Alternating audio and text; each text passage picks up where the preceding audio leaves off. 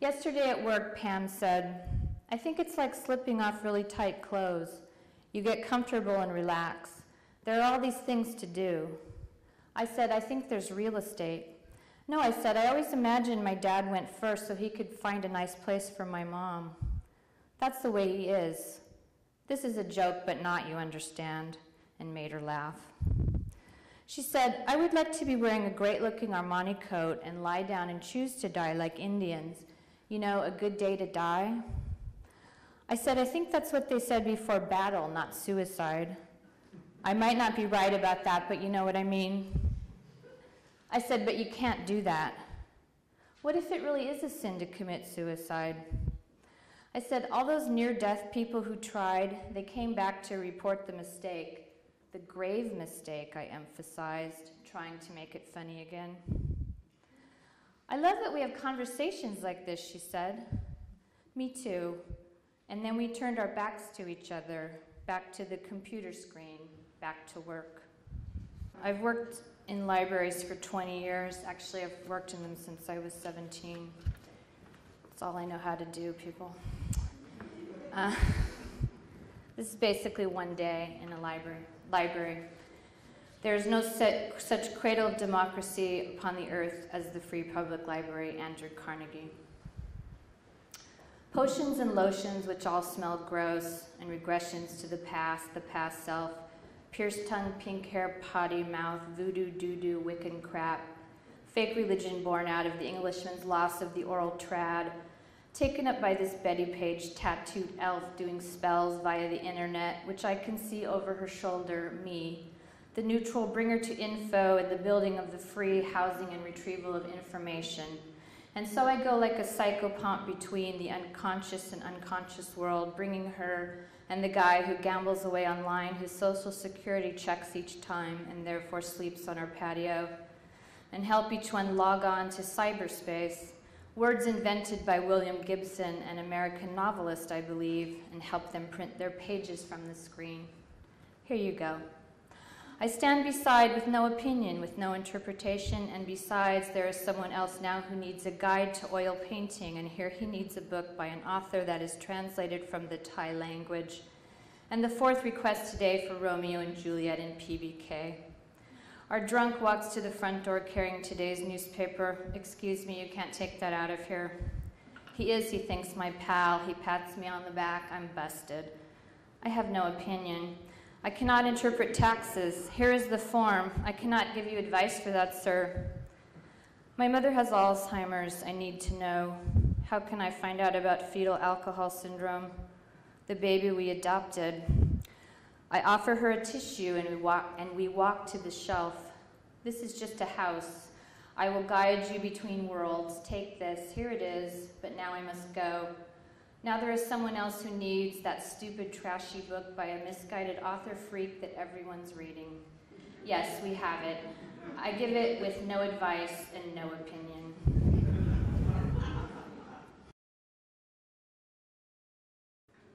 Every time he does it, get out. Like the ghosts in the Amityville Horror, I laugh. I still laugh at it. Hanging out in the kitchen, feeding the kids fried chicken. Our kid was explaining St. Patrick's Day to us. He heard in school about a dance the Irish did. "Oh, see, like this. It's called a jig. Watch." Dad's mesomorphic 200-pound body is now jumping. Arms go up and down, feet skip high, land down, careful like leprechaun. Breathless. "You want to try it?" He and the kid jig. "You got it." And he will demonstrate a headstand too. "Here, watch this," when needed.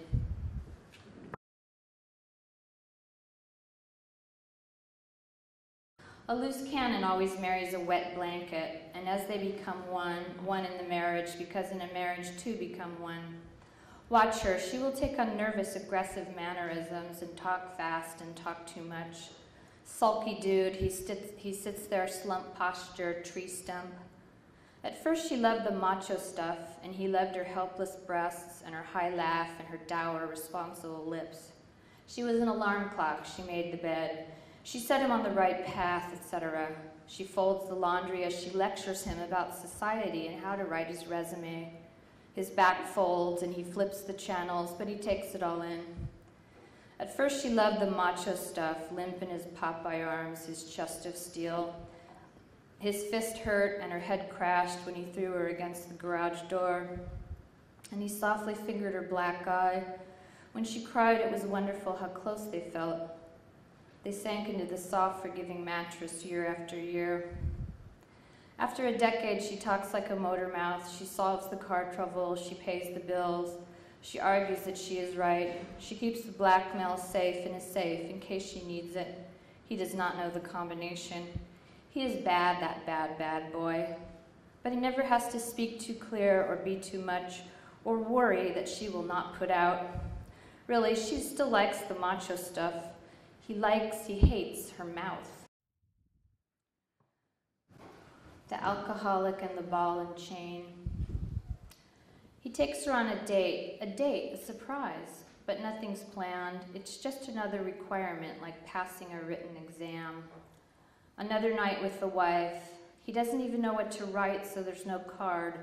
An unwrapped box. Here, this is for you. What she wanted. Did she get what she wanted? This is the way she looks at life, so he calls her a child when they fight. He's putting in his time with her before the bottle of beer, her disapproval, her smirk, and the bong hit out of work. Brain Tumor Awareness Month. I can't come to work today. My son has a brain tumor. Tommy can't come to school today. He has a brain tumor. I said something like this, but my voice was cracking. It was Monday at 8 o'clock. I'd woken up at the Children's Hospital. It was a January morning. It was really hot. I looked out the window. The hills were beautiful. I never thought I'd be here. Didn't think I'd be talking about a brain tumor. Didn't know that morning about ogliodendromas, astrocytomas, the dreaded brainstem glioma. That day, my son died. He lived a shorter lifespan. He outlived me. The doctor was a pro. If this were my kid, this is what I'd do. Take it out tomorrow at 2 p.m. So my intuition spoke as my body was reacting with fear, with chills, with tears, with dread. It was going to work out. It was going to be okay. Sometimes the tumors just pop right out, the nurse said. She was cheery.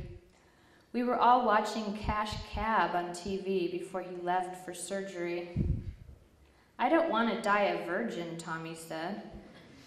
He is a 14-year-old boy after all. He has a lot of things ahead.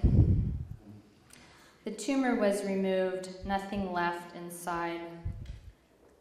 The night before the tumor spoke as a seizure which left him writhing on the floor.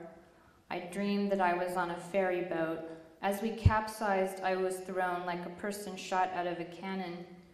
It was shocking, it was real. I felt like I was on the giant drop of a roller coaster.